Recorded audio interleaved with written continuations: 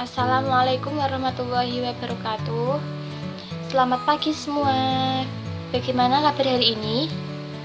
Alhamdulillah. Nah, pada hari ini kita akan belajar materi tentang virus. Alangkah baiknya kita berdoa terlebih dahulu ya. Semoga apa yang kita pelajari hari ini dapat berguna dan dapat bermanfaat. Berdoa mulai. Amin. Nah, pada kali ini kita akan belajar tentang virus. Ada yang sudah tahu apa itu? Dari pengertiannya, virus berasal dari bahasa Latin yaitu virion yang artinya racun. Mengapa demikian? Karena hampir semua jenis virus dapat menyebabkan penyakit bukan hanya pada manusia tetapi juga tumbuhan dan hewan. Nah, adapun ciri-ciri dari virus. Yang pertama, virus merupakan aseluler, yaitu bukan sel. Jadi, virus tidak memiliki bagian-bagian seperti sel. Contohnya, tidak memiliki membran plasma, tidak memiliki sitoplasma, dan inti sel. Ciri yang kedua yaitu virus memiliki ukuran yang kecil, jauh lebih kecil dari bakteri sehingga hanya dapat dilihat dari mikroskop elektron, bukan mikroskop cahaya. Virus bersifat parasit obligat. Obligat sendiri ini memiliki arti yaitu sejati. Diartikan demikian karena virus hanya dapat berkembang biak pada sel-sel makhluk hidup lain, tidak dapat berkembang biak pada alam. Contohnya pada embrio telur ayam. Nah, dapat disimpulkan virus hanya dapat berkembang biak pada makhluk hidup. Contohnya tadi pada embrio telur ayam. Selanjutnya, tubuh virus tersusun dari selubung protein dan asam nukleat. Nanti lebih jelasnya ada di bagian struktur tubuh virus. Nanti di situ dijelaskan secara detail. Nah, ciri lain dari virus ini, virus merupakan organisme peralihan dari benda mati dan makhluk hidup. Diartikan sebagai benda mati karena virus ini dapat dikristalkan, sedangkan diartikan sebagai makhluk hidup karena memiliki ciri-ciri sebagai makhluk hidup. Contohnya, dapat berkembang biak dan memiliki salah satu asam nukleat berupa DNA atau RNA dengan selubung protein. Nah, walaupun tadi sudah dijelaskan bahwa virus memiliki ciri sebagai makhluk hidup seperti dapat berkembang biak, namun virus ini tidak dapat mengalami pertumbuhan, tidak dapat membelah diri, tidak dapat bernafas, dan tidak dapat mengalami ekskresi. Bagaimana? Sudah ada gambaran tentang bentuk virus? Atau sampai di sini ada yang ditanyakan? Kalau tidak, kita lanjut ya. Selanjutnya yaitu struktur tubuh virus. Nah, bisa dilihat di sini ada gambarnya. Nah, yang pertama ada kepala atau kapsid. Kapsid ini tersusun atas protein sehingga memiliki fungsi sebagai pembungkus asam nukleat. Kapsid yang tersusun atas subunit protein disebut kapsomer. Yang kedua yaitu asam nukleat. Asam nukleat adalah pembawa informasi genetik. Berbeda dengan manusia yang memiliki DNA dan RNA atau memiliki keduanya. Di sini virus malah hanya memiliki salah satu, seperti hanya memiliki DNA saja atau RNA saja. Contoh virus yang mempunyai struktur tubuh yang sangat kompleks yaitu virus pemakan bakteri atau bakteriofag. Bakteriofag ini memiliki struktur seperti kepala atau kapsid, yaitu sebagai pelindung, dan memiliki ekor. Ekor ini berbentuk seperti tabung yang tersumbat, dilengkapi dengan struktur tambahan seperti selubung ekor, lempengan dasar, dan serabut ekor.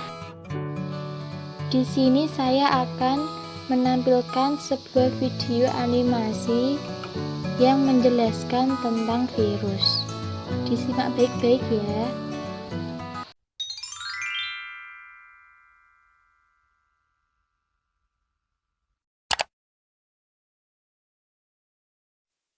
Akhir-akhir ini, tiada hari yang terlewatkan tanpa pembicaraan tentang virus. Tapi, apakah kalian sebenarnya tahu apa itu virus?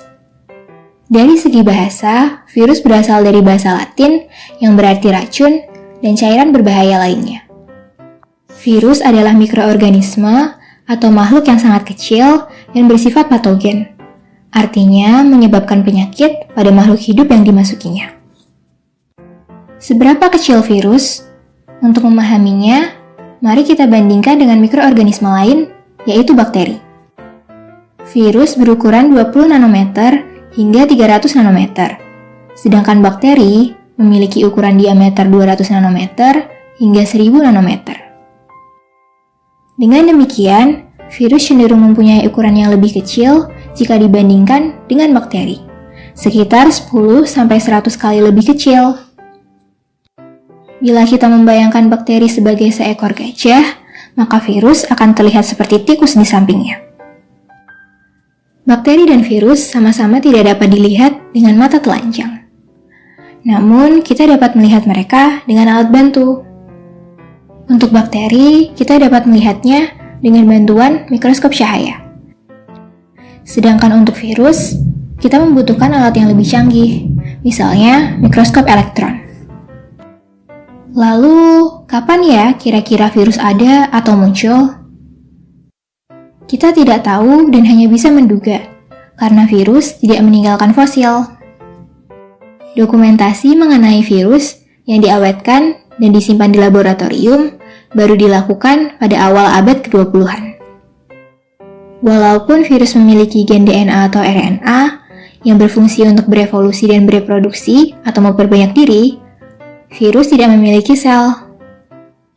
Sel merupakan unit dasar kehidupan yang memungkinkan makhluk hidup melakukan metabolismenya sendiri.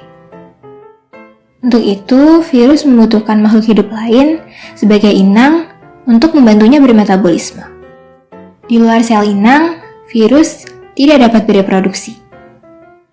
Apa sih inang itu?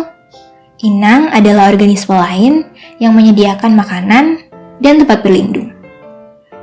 Nah, jika virus tidak memiliki sel, maka beda lagi dengan bakteri. Bakteri memiliki sel yang dapat melakukan metabolisme sendiri.